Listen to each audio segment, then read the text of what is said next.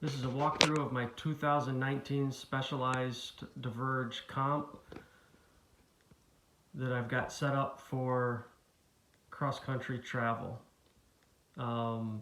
Big design aspect was I decided to go with panniers and a trunk bag as opposed to any of the other bags that mount inside the frame, because I feel like I've got better access to the bike in terms of mechanical issues with this setup.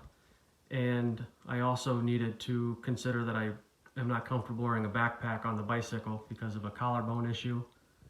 So I was willing to sacrifice some of the aero losses for comfort on the long haul.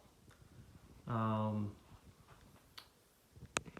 ended up going with the Revell C38 carbon wheels with Continental GP 5000 tires, latex tubes, and those are mounted onto a Sun Deluxe generator hub that I got from Peter White Cycles at peterwhitecycles.com. This hub generates AC current at 5 volts, so it's great for charging USB devices, and that's wired in directly to the front headlight, also from Peter White Cycles. That's the Luxus U. And then the wire that comes out of the back of the light goes to this switch so I can control the light, turning it on and turning the bright on and turning it off. And so it's working now because it does have a little cache battery that helps even out the flow as it switches from AC to DC. And the other wire from the back of the headlight goes to the tail light, which is also from Peter White Cycles, the same company that makes the headlight. That's the Top Light Line Plus. It's got a small capacitor, so even after you stop generating power from the front wheel, it will run for another 4 minutes. So if I spin the tire, once the tire's been spinning a while,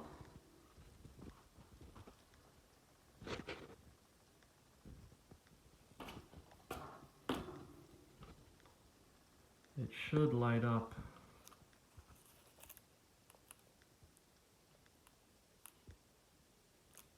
Just let me know that it's on.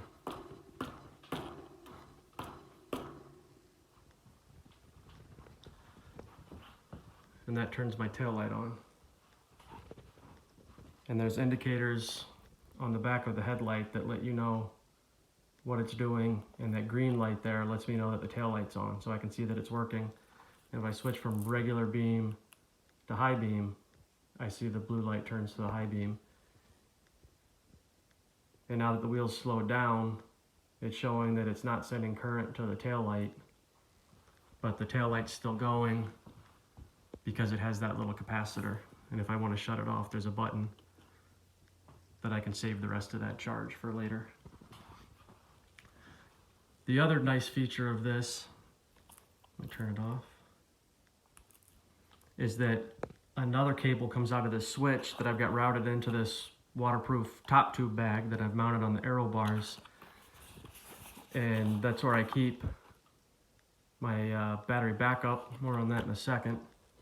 But the other end of the cable I was just referring to is a USB connector that when the generator is not powering the headlight, if I've got the headlight turned off, I generate enough juice to charge this 5500 milliamp hour battery pack, and it's got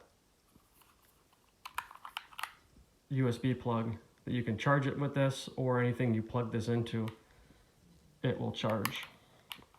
So this can be used to charge up GPSs, cell phones, really anything that'll USB will charge. And then underneath, I've got my battery backup front headlight. That's a Garmin Varia headlight that talks to my Garmin head unit and can be controlled in various ways. I've elected to mount my Garmin on a quarter turn right here on my stem. It just seemed to be a good spot for the use of the real estate. And the little piece that I made to hold it all is this aluminum setup, and this is quarter turn to release as well. And then for my battery backup tail light, I've got my Varia Garmin radar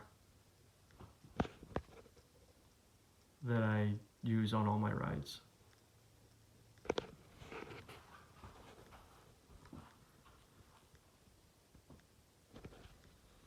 And so I've got the ability to hold 3 water bottles on the bike, 1, 2, and there's a cage underneath.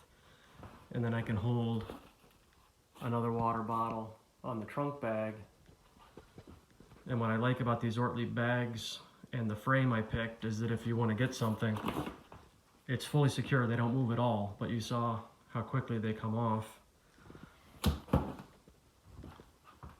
So if I had a mechanical issue, I've got easy access to everything right here, and I'm not messing around with frame bags or seat post bags or any of that stuff. So the other decision point for me was, if I get somewhere on a multi-day trip, any multi-day trip in particular, I can take all the bags off very easily and then still have a bike to ride around, and it only takes seconds to detach and reattach the bags. So from a long-term perspective, this is going to be really, really good for long distance travel.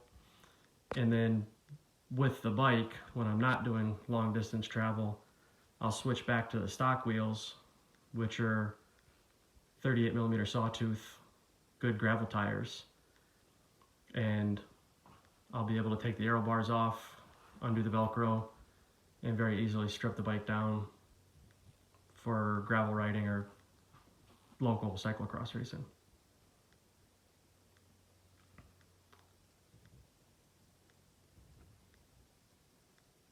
I think that's everything.